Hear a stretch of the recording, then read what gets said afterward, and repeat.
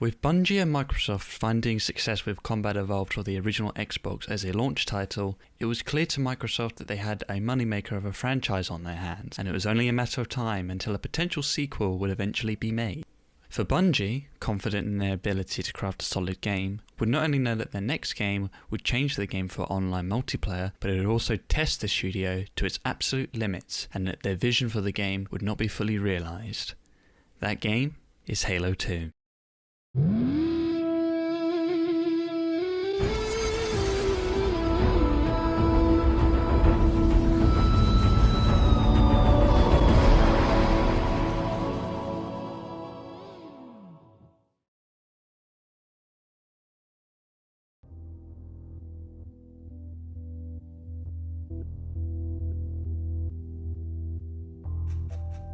Bungie had never intended to make a continuing franchise, but because Halo was such a success and that a grand few in the studio wanted to do another game, Bungie would officially announce and begin its production of Halo 2 in 2002, with the intention of making a significantly more ambitious game than its predecessor. With the help of Microsoft at the helm, from Bungie's perspective at the time, things were promising, if only had they known what dark path they were heading down. It is no secret that Halo 2's development was nothing short of hell on earth, with many ideas and concepts that the studio had been working on ended up on the chopping block or completely scaled down to the point where it resembled nothing that they had originally envisioned. And when we got to the actual implementation of some of the choices we had made, we realized that it's impossible, and we went around and around on that and other questions for perhaps too long.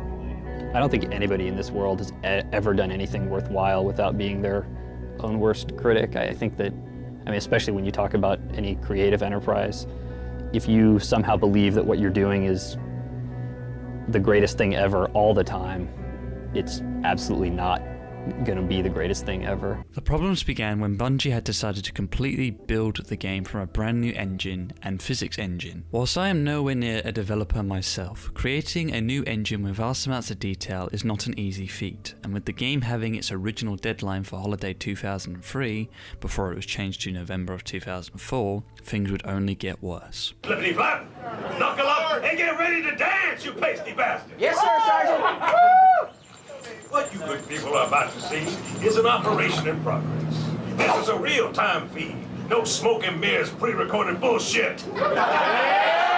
The infamous E3 2003 demo was a warning sign for things to come. We now know why, thanks to 343 sharing that original demo a decade and a half later and it being an absolute shit show with awful frame rates and various bugs. These issues during development would lead Bungie to completely scrap this new game engine once they found that things weren't working out for them. Much of the levels seen in that original demo would not make it into the final game. The Xbox hardware just couldn't handle a steady performance because of its limitations. Creating a consistently playable build was pretty much non-existent for an entire year, which led to the team to scrap everything and effectively go into crunch mode to meet their deadline, even to the point where members of the studio were sleeping in their offices and sacrificing their health to finish a game that wasn't going to follow their original vision.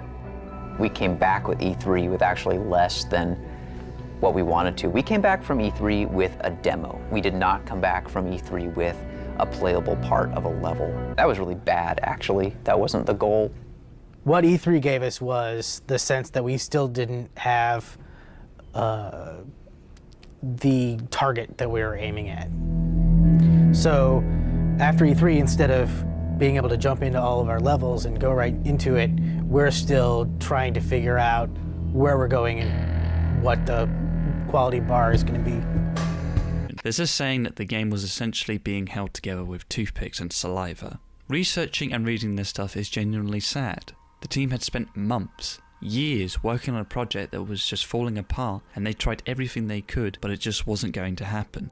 The sad part is that stuff like crunch, lack of leadership, and pure fuckery even from publishers is still happening to this very day, and you'd think that after Halo 2's disaster of development that things would be improved, but unfortunately these things are still happening. I just hope that maybe one day, with this story from Bungie and others from different studios, maybe we will see less of these things happening in the future. With that being said, let's move on to that story.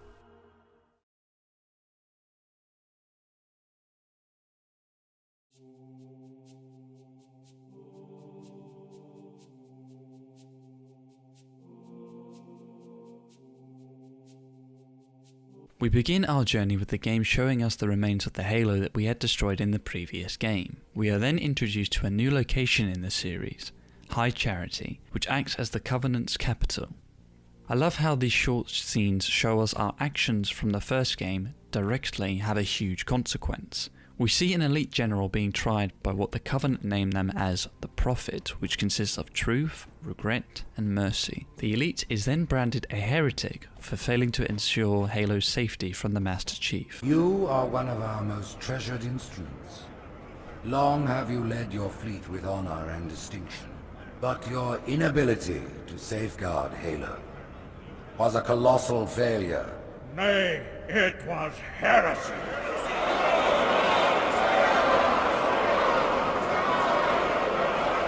I will continue my campaign against the humans. No, you will not. Soon the great journey shall begin.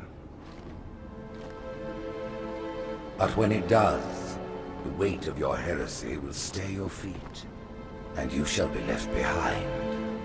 Whilst this is happening, in another part of the galaxy, we see our favourite green guy equipped himself with some fresh new armour, and we are then pulled right into a tutorial. As we wrap up our little session, Sergeant Johnson appears to take the chief to an award ceremony. We get a funny little exchange between this Marine and Johnson about how exactly did Johnson survive the destruction of the first Halo, and we get this. So, Johnson, when you gonna tell me how you made it back home in one piece? Sorry, Guns. It's classified. My ass! Well, you can forget about those adjustments to your A2 scope. Well, he's in a particularly fine mood. During this ceremony, we are greeted by Lord Admiral Hood, played by the one and only Ron Perlman. Next is Miranda Keyes, the daughter of Captain Keyes from the first game, and of course, we get a nice little hello from our favourite sassy AI, Cortana. You look nice. Thank you.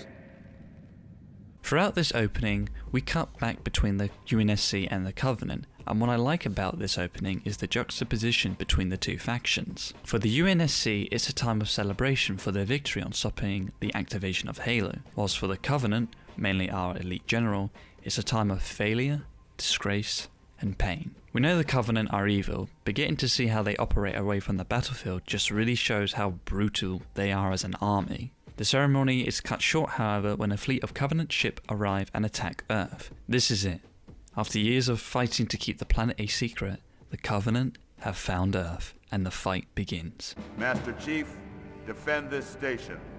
Yes, sir. I need a weapon. Right this way.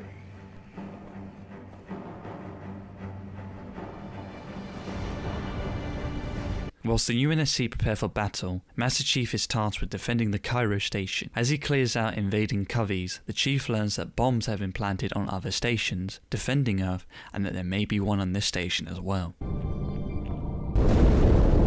Cortana, assessment. That explosion came from inside the Athens, same as the Malta. The Covenant must have brought something with them. A bomb. Then they sure as hell brought one here.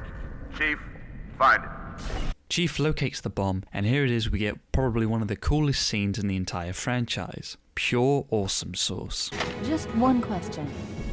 What if you miss? I won't.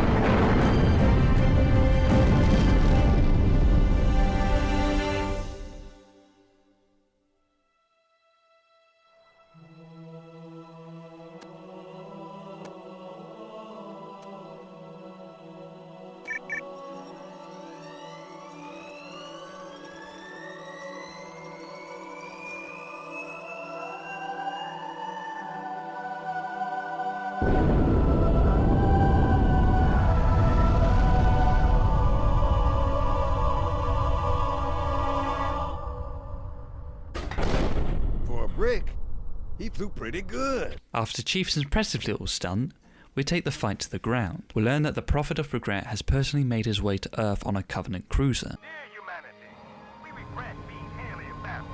We regret coming to Earth. And we most definitely regret the Corps just blew up our raggedy-ass fleet. Hoorah! Chief and the Marines discover that the Coveys have brought a scarab to the invasion and it's up to them to destroy it. As we make our way through all of the chaos, we learn that this whole invasion was not done on purpose. According to Cortana, she believes that the Covenant was not expecting humanity on Earth, which is why the fleet is considerably smaller than the one that attacked Reach. I've been analyzing the Covenant tactical chatter. They're surprised, confused. I don't think they expected us to be here. Not you and me. All of us. Humanity on Earth. Odd, I know, but it does help explain why they came here with such a small fleet. There is more detail on this later in the story, so I'll get back to that when we get there. With the scarab out of the way, Regret's cruiser decides to make a jump into lightspeed, so Miranda aboard the in amberclad race to catch up to the ship before it escapes, with Chief and the rest of the Marines on board. Back on High Charity, the elite general we see from the opening is being escorted by Tartarus, chieftain of the Brute, to meet with Truth and Mercy. Instead of being executed, Truth and Mercy decide to give the general a second chance by killing a defector of the Covenant and by becoming the Arbiter, the highest rank in the Covenant's army and the personal servants of the Prophets. With his new armor in hand and his determination to atone for his sins, the Arbiter sets out on his new assassination mission. What would you have your Arbiter do? In no time, a small platoon of elites head towards the remains of Halo, to where the heretic and his band of other defectors are located. As the team journey throughout this Forerunner facility, killing all heretic troops that stand in their way, Arbiter and his team make a horrifying discovery. A flood outbreak has occurred on the facility. Arbiter nearly catches the heretic but is blocked off by a force field. Arbiter makes the decision to cut the supply cables that hold the facility in order to force out the heretic. He successfully cuts the cables, sending the facility into freefall, and eventually finds the heretic leader. It is then we're met with a familiar face. 343 Guilty Spark had survived the explosion of the autumn and joined with the heretic. The heretic believes that the Covenant have been lied to by the prophets regarding Halo's true purpose. The elites are blind, Arbiter, but I will make them see.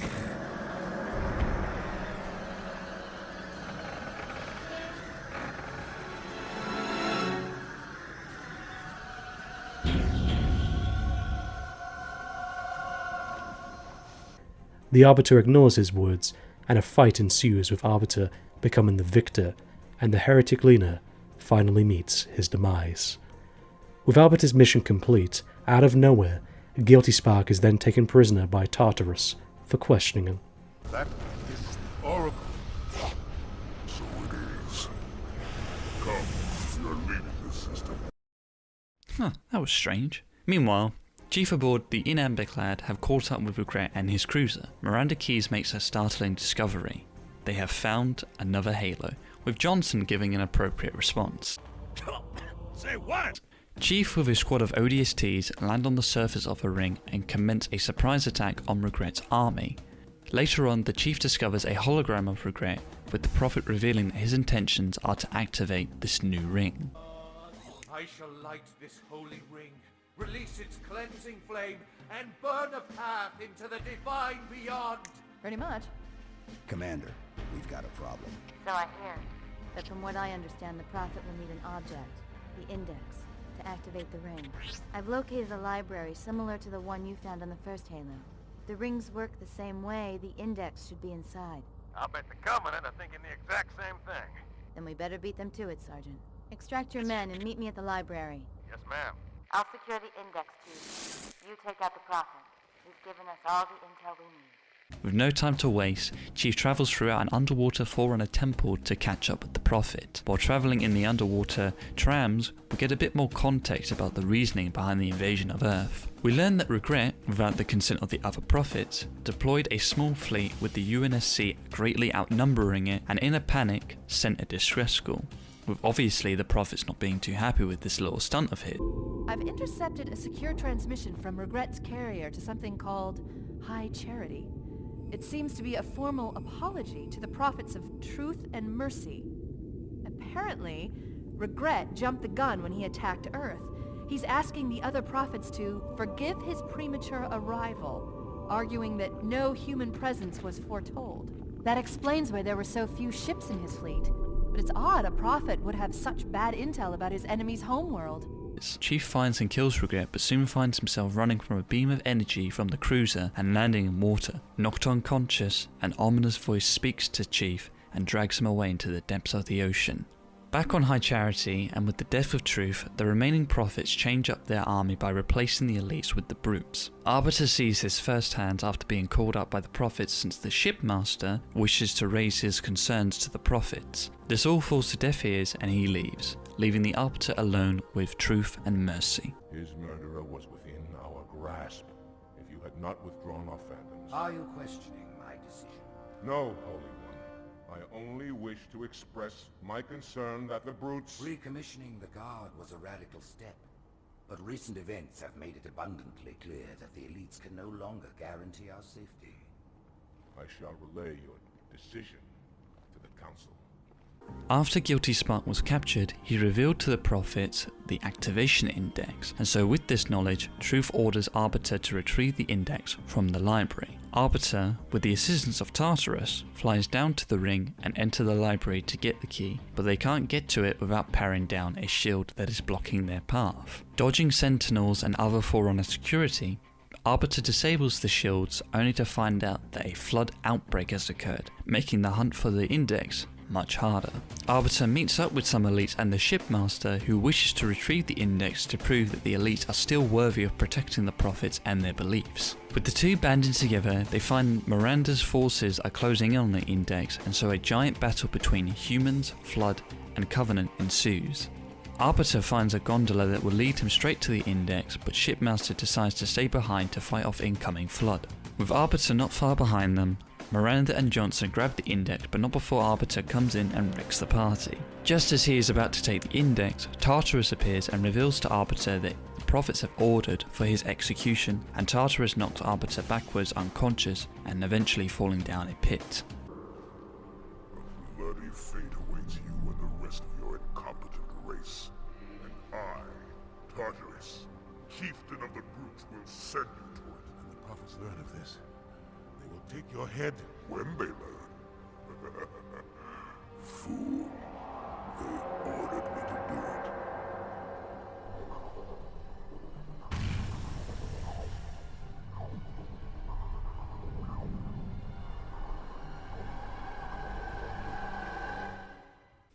In an undisclosed amount of time, Chief wakes up with the Arbiter to the one and only King of the Flood, the Gravemind. I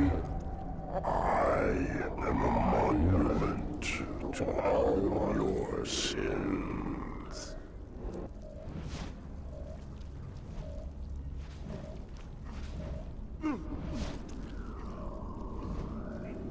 Relax. I'd rather not piss this thing off. Demon. This one is machine and nerve, and has its mind concluded.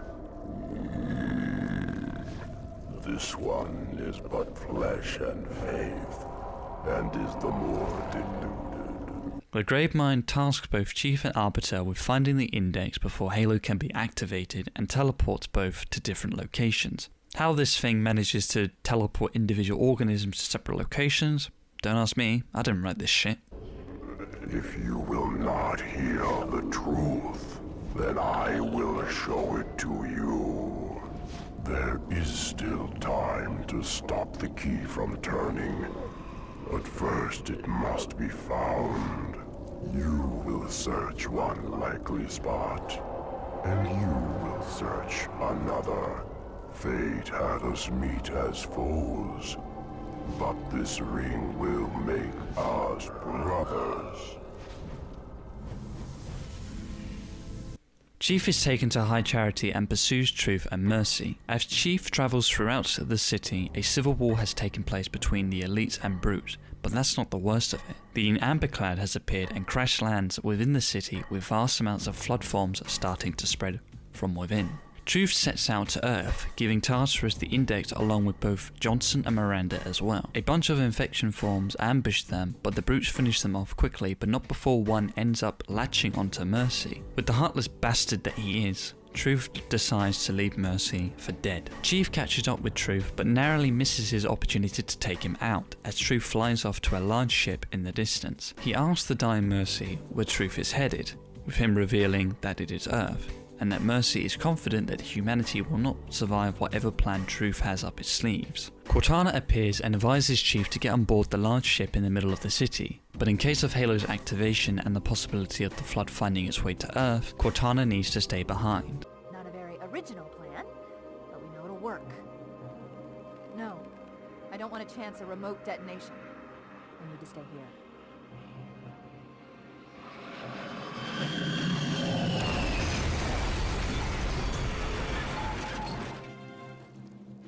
With no time to lose, Chief gets on board the ship, leaving Cortana behind and head back to Earth. We also get this iconic line, which honestly breaks my heart every time I see this cutscene.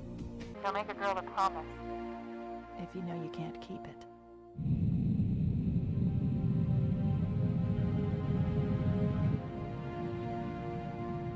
It should be noted that this is the last time we play as Chief, as the finale of the campaign is Arbiter focused.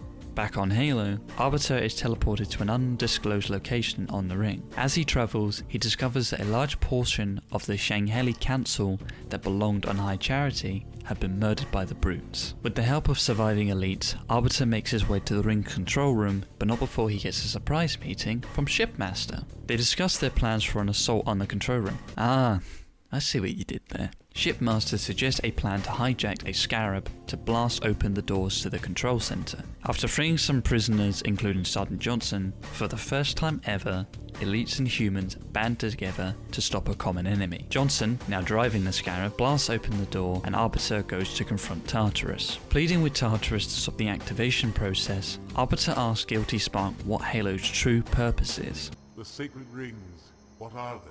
Weapons of last resort, built by the Forerunners to eliminate potential flood hosts, thereby rendering the parasite harmless. And those who made the rings? What happened to the Forerunners? After exhausting every other strategic option, my creators activated the rings. They and all additional sentient life in 3 radii of the Galactic Center died as planned. Would you like to see the relevant data? Tartarus, the prophets have betrayed us.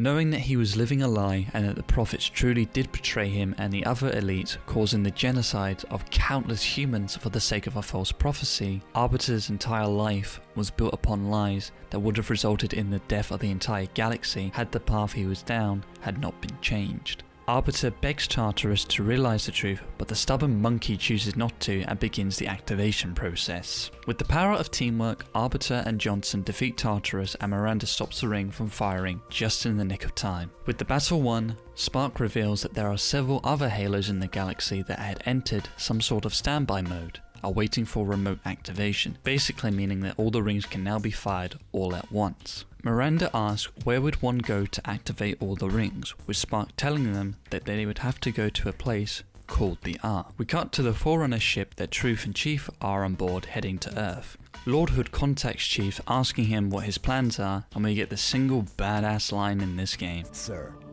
finishing this fight.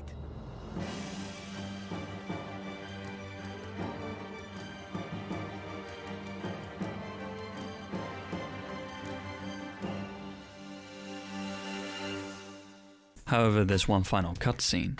On the now flood-infested High Charity, the Gravemind arrives and prepares to ask Cortana a few questions, ending with this. I will ask, and you will answer.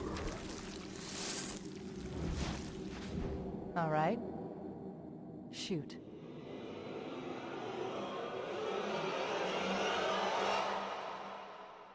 And that is how the story ends, on a cliffhanger. I'll get to why this ending is considered controversial, but let me lay down my thoughts on the story first. Overall, whilst I did enjoy the story from the first game, I think this one's mild better because there's more development with previously established characters, as well as some welcome additions that serve the story well. Not to mention that the story is much more engaging too, since it deals with themes of betrayal, religion, corrupt politics, and how one discovers that they were living a lie. Whilst most think this is a Master Chief story, and it sort of is for the most part, all of the important stuff is being told through the eyes of the Arbiter. Some might not like this change, and I can see why. However, considering how the Covenant were presented as evil aliens in the first game without being really developed or fleshed out, I love how here we get to see more of how the Covenant operate, what their culture is like, and how truly manipulative their belief system is. I find Arbiter's journey to be more interesting than Chief's simply because we get to see the fall of the original Covenant through Arbiter's eyes, which makes him more of a compelling character.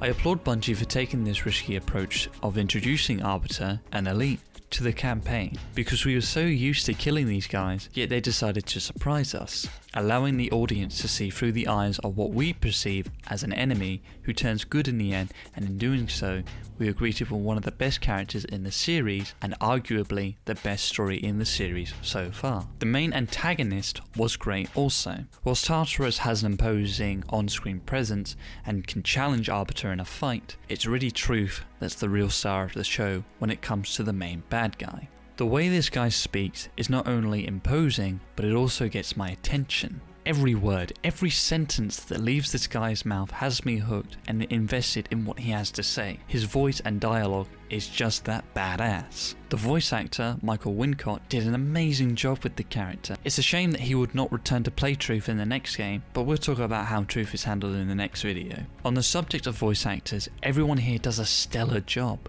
Steve Downes and Jen Taylor are always a delight to hear once again, but the newest members of the cast do incredible. David Scully, who does the voice of Sergeant Johnson, delivers an iconic performance for the character, creating easily one of my most favourite side characters in gaming. Okay, yeah, he did technically play as Johnson in Seehee, but he wasn't as prominent as he is here. Moving on, we have Ron Perlman as Lord Hood, Robin Atkin Downes as Regret, Hamilton Camp as Mercy, Miguel Feria as the Heretic Leader, who you might remember as the Harbinger from Hot Shots 1 and 2, or Shan Yu from Mulan. And we finally have my man, motherfucking Keith David as the Arbiter. Yep, I'm talking Keith David, who played Charles in John Carpenter's 1982 horror classic The Thing, the cat from Coraline, and Dr. Facilier from Disney's The Princess and the Frog. Holy shit, this game has an amazing cast. So to sum it up, I find the story and characters to be the best in the series. There was a risk in introducing the Arbiter, but it paid off greatly. So why is the ending regarded as controversial? A lot of people feel that the ending cliffhanger was not earned and felt completely abrupt from what a great story Halo 2 is. While I completely understand why people do not like this ending, and I will give the ending some shit for being abrupt, I can understand why this happened. As I said in the start of the video, Halo 2 went through a hellish development cycle and Bungie were under a tight deadline.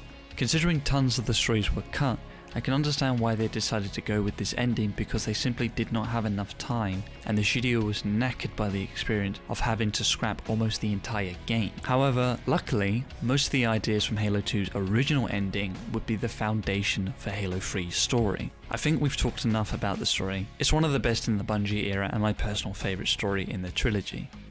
Let's move on to that gameplay.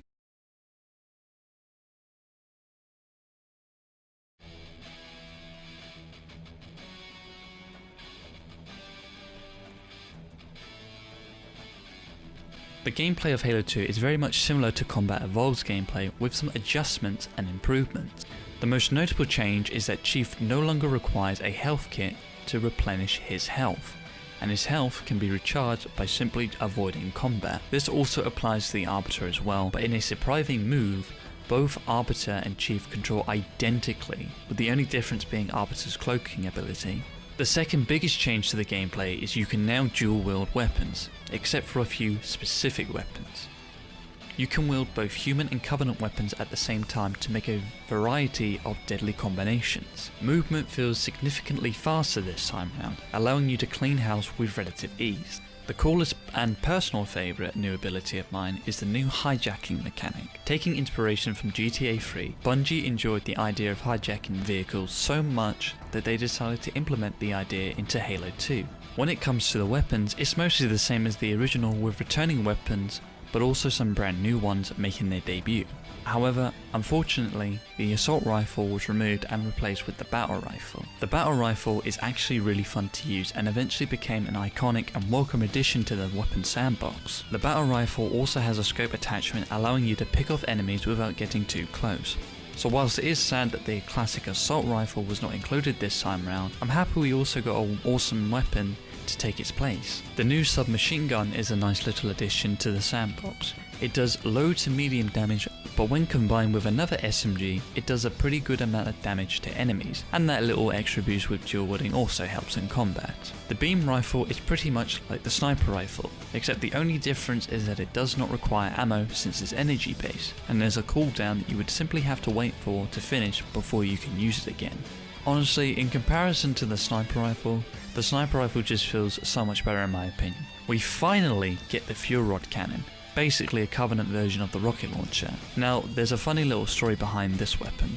Whilst it technically is a new weapon for Halo 2, the fuel rod cannon was only usable in the PC version of Combat Evoked. Note only. The console version of CE did not feature the fuel rod other than grunt specific classes throughout the campaign. Here in Halo 2, however, you can use the fuel rod as much as you fucking please, depending on ammo of course. There's the brute shot, which is basically a grenade launcher, but the one weapon that was probably the most exciting to be added was the energy sword. Much like the fuel rod, the energy sword could only be used by enemies in the first game, but thankfully here it can be fully used and it's fucking incredible.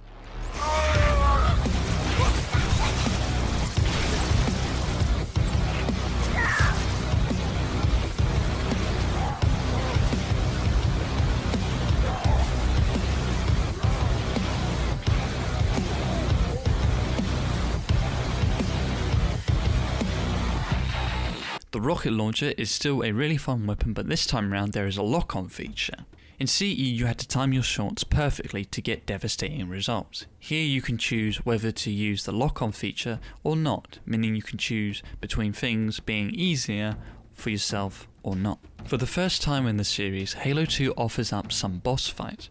But I'm going to be very truthful here. These boss fights just don't work for me, and there is barely any strategy to the fights. You can just spam grenades at them and the job is done. I guess the Tartarus fight does have some strategy, since you need to wait for Johnson to lower his shields with a beam rifle, whilst in the meantime you need to run away from Tartarus since he can kill you pretty damn easily. The boss that's only slightly fun is the Prophet of Regret, but that's only because you get to see the rare occasion of Master Chief assaulting the elderly. Take him out!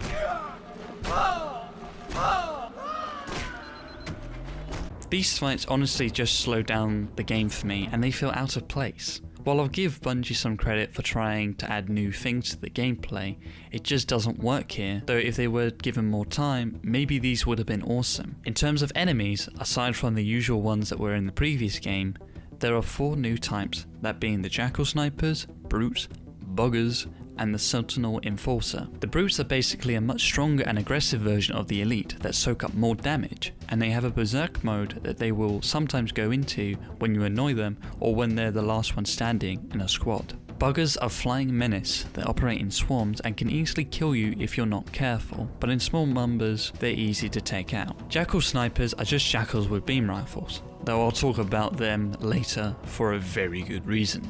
The Sentinel Enforcer may seem intimidating at first, but because they are so large, they are somewhat easy to kill, though you'll only encounter a few in the campaign, and the methods of killing them are pretty simple. Take out the shields and use everything you can to bring them down.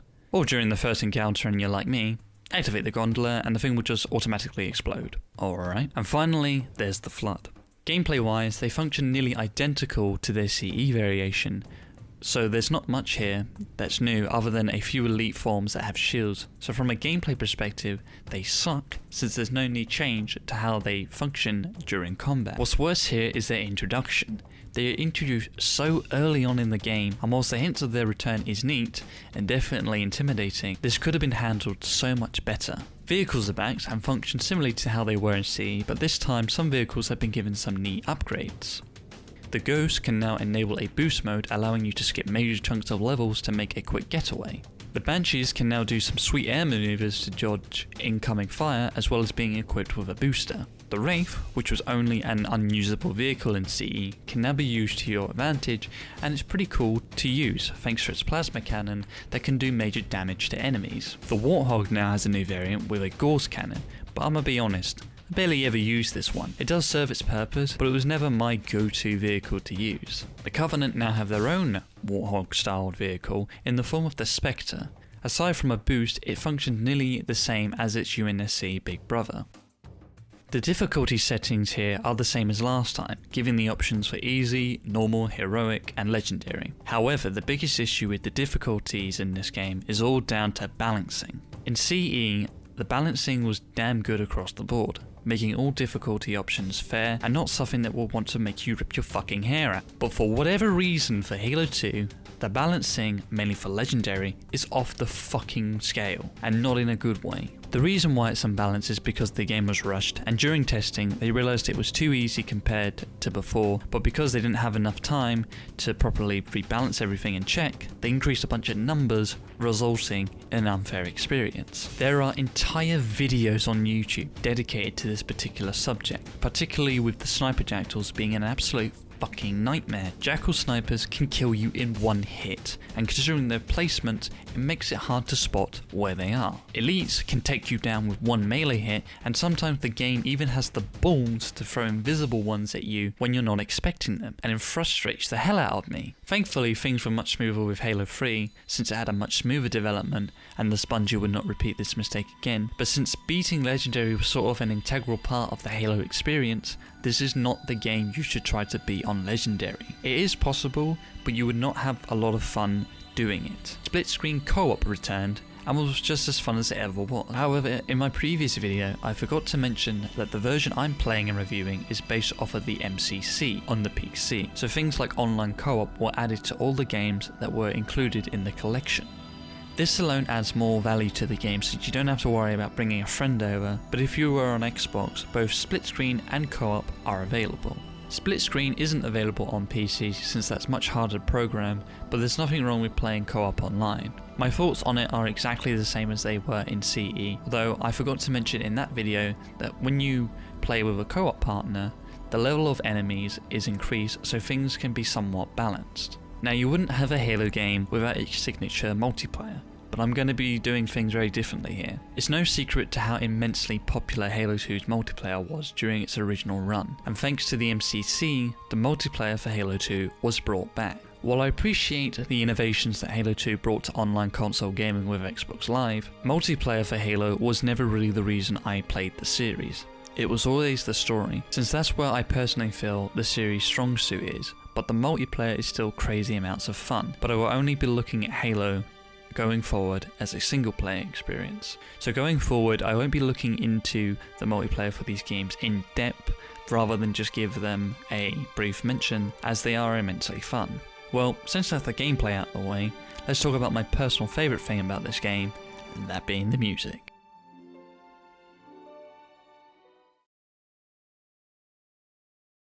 I can play themes, I can play the rhythm, chunky rhythm, I can do Let's just play along with, let's just vibe, just groove on it for a minute. I just want to see what the sound is like. In my review for Combat Evolved, I stated that the music was flawless in almost every way, and Halo 2's is no different. With Combat Evolved's phenomenal score, the tone of the music had elements of mystery, suspense, and magic, which perfectly reflected the events of the story. Halo 2's score contains those elements, but it's more bombastic and energetic than before. You can't mention Halo 2's soundtrack without mentioning its main theme, Mjolnir Mix. That is the best combination of orchestral and rock music, for which contains probably one of the best guitar riffs my ears have been blessed with. God bless Steve Vai for this iconic riff.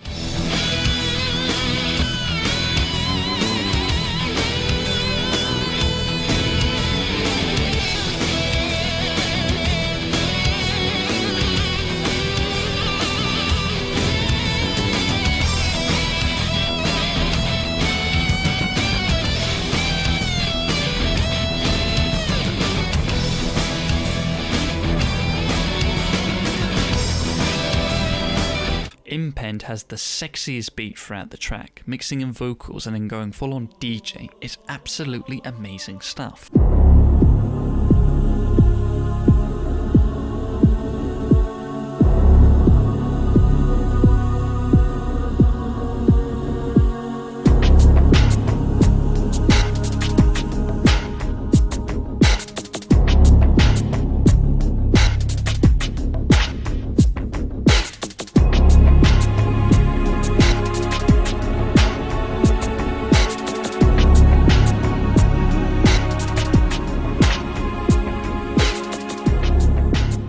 And of course, I can't miss out on Blow Me Away, performed by Breaking Benjamin. The song was specifically written for the game and has become an iconic part of the game, with many memes and references being tossed around in the community. It may seem out of place since it was made by a pretty big band when it came out, but the song represents the badassness of the Master Chief since it plays during one of the missions on High Charity. Overall, the soundtrack is amazing, which is why I consider Halo 2 to have the best music out of the entire series, right next to ODST, and is easily one of my favourite video game scores of all time. But despite its energetic nature, the score is easily the most somber and tragic of the series, that captures the tone of the game's more serious moments perfectly, as the two major themes of this game in particular are betrayal and redemption. The track Heavy Price Paid plays during the level where Arbiter discovers that many of his fellow people have been brutally murdered by the brute he worked alongside with and trusted. The music is incredible at capturing the tragedy we see before us.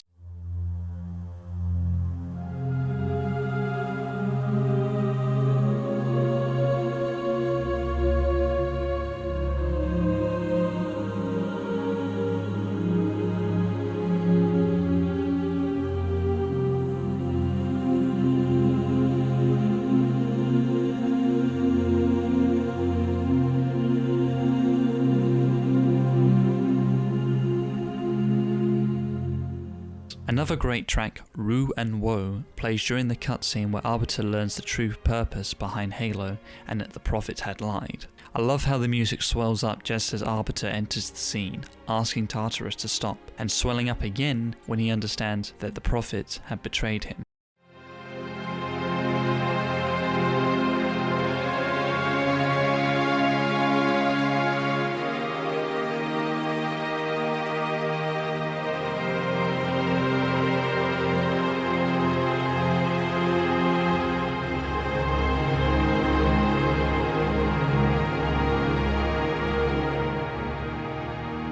Despite the score being darker, it contains many elements and tracks that are hopeful and optimistic. Epilogue, the final track, contains quite possibly the most amazing and tear-jerking riff I've ever heard, performed beautifully by guitarist John Mayer, but not before being introduced by violins and other instruments.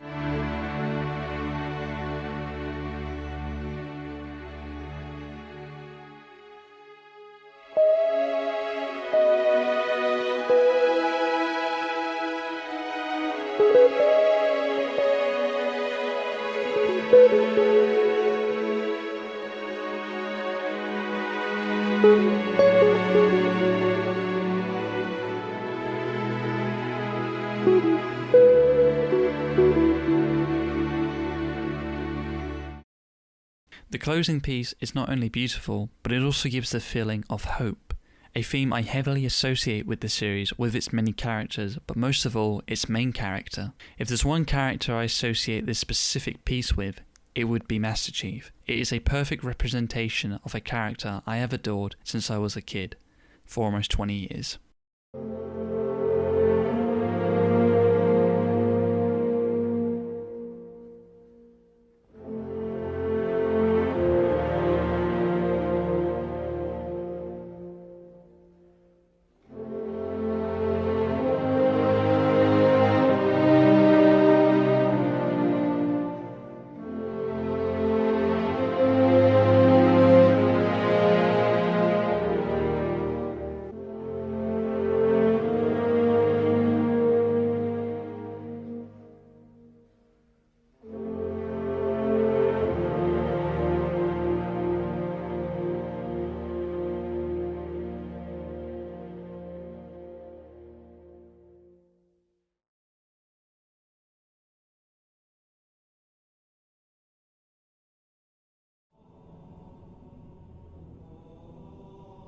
Halo 2 is near perfection.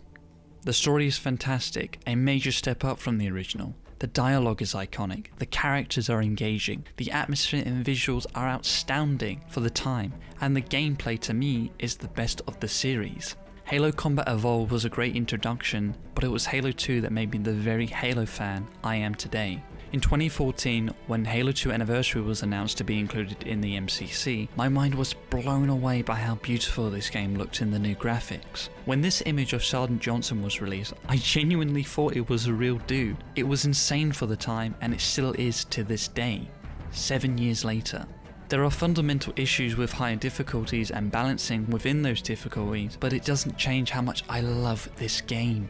And I take no shame in calling Halo 2 one of the best video games ever made. And with that, this is where I get off. So join in next time as we prepare to finish the fight with the game that was the supposed end to the series, the one that introduced Forge, a game considered to be the king of the Xbox 360 era, the much beloved Halo 3.